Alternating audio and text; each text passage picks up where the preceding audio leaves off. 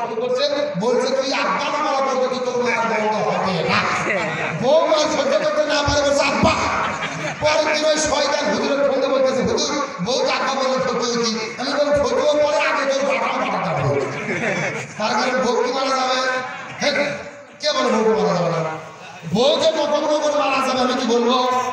আমার দিকে তাকান। বউ যদি শরীয়ত বিরোধী কাজ করে, ইসলাম বিরোধী কাজ করে, জিনা ব্যবস্থা করে, তখন বউকে মারা যাবে। এখন মারবেন বউকে, আমার দিকে তাকান। মাথা বাদ, মুখ বাদ, পেট বাদ, পিঠ বাদ, কোমর বাদ, মাজা বাদ, হাতের থেকে শুরু করে নিচ পর্যন্ত। কথা কি বুঝেছেন? আর যেই ব্যাগকে মারবেন এই ব্যাগের পরিমাণ হবে 1 বিঘের অর্ধেক, মানে এক মুষ্টি। এই ওয়াসে গত বছর গাইবান্ধা জেলা করেছি, একটা যুবক লাভ করতে বলতেছে, হুজুর 1 মুষ্টি ধরবো কি আর মারবো কি?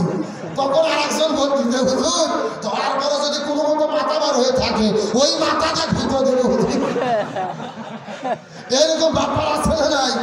ও তাও ভোট মারবে। এখন বলেন তো ভোট মারলে কি ভোট ঠিক হবে না? রাসূল বলেছেন মহিলাদের সৃষ্টি করা হয়েছে বাম পাজরের বাঁকা হাড় দিয়ে। সেরকম কি হাড়? এখন বাঁকাও যদি হাতের থেকে সোজা করতে চান সোজা হবে, ভেঙে বসতে যাবে। এই জন্য বউকে মানে নয়, বউকে ভালোবাসা দিয়ে সোনা মায়না কোন যে টিয়ে বাকি বলে আপন করতে হবে। সেটা বলেন সোনা মায়না। এইবার মেয়ে মনটা খুশি হয়েছে, ভাই এরকম বুঝতে দরকার।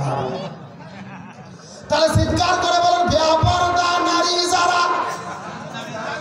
কেন ওয়াজ ভুলে গেছেন বুঝুন? বেপরদা নারী যারা। নবীজির মনটা বড় খারাপ হয়ে গেল।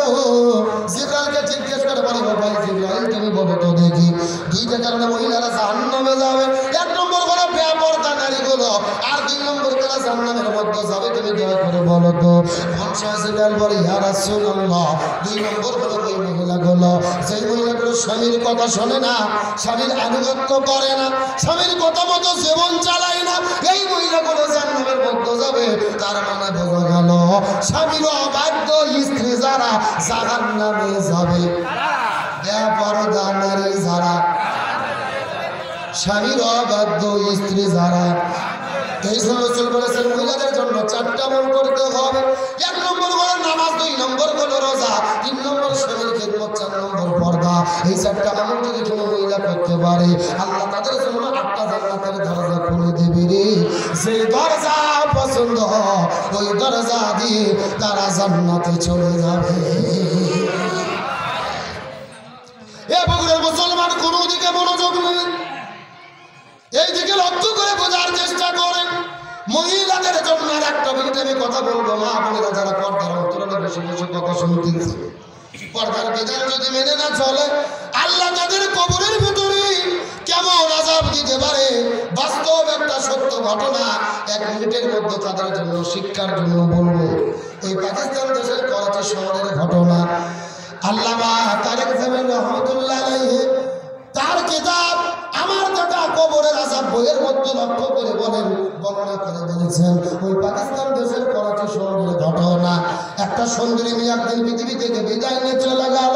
ওই মেয়েটা বিদায় নেওয়ার পরে এলাকার মানুষেরা কবর করার জন্য যখন চলে গেলেন কবরস্থানে, ওই জায়গায় যাওয়ার মধ্যে যাই যখন কবর করা শুরু করলেন তারা লক্ষ্য করে দেখতে পারে ওই কবরটা ঘুরতে ঘুরতে যখন কবর করা শেষ হয়ে যাবে এমন সময় লক্ষ্য করে দেখতে পারে ওই কবরের ভেতরে 1 নয় 2 নয় 99টা বিষাক্ত সাপ এসে হাজির হয়ে গেছে।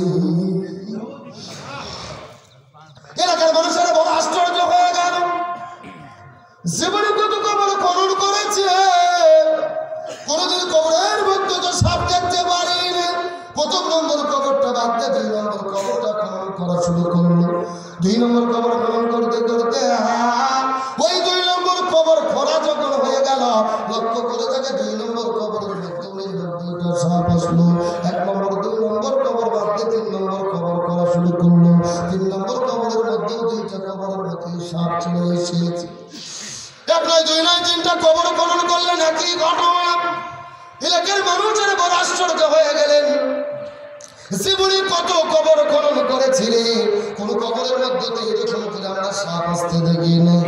পাকিস্তান দেশের টেলিভিশনের মধ্যে খবর প্রচার হয়ে গেল, চতুর্দিক থেকে লক্ষ লক্ষ মানুষেরা, পুরো করাচি শহরে লক্ষ লক্ষ মানুষ আসার পরে জাম হয়ে গেল।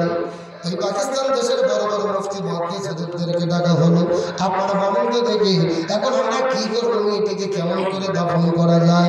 সমস্ত হুজুরেরা মিলে ফতোয়া দিয়ে দেন, একত্রিত ভাবে ঘটনা দেখার পরে সুন্দর করে ফাইসলা করে দিলে পৃথিবীর মানুষেরা রে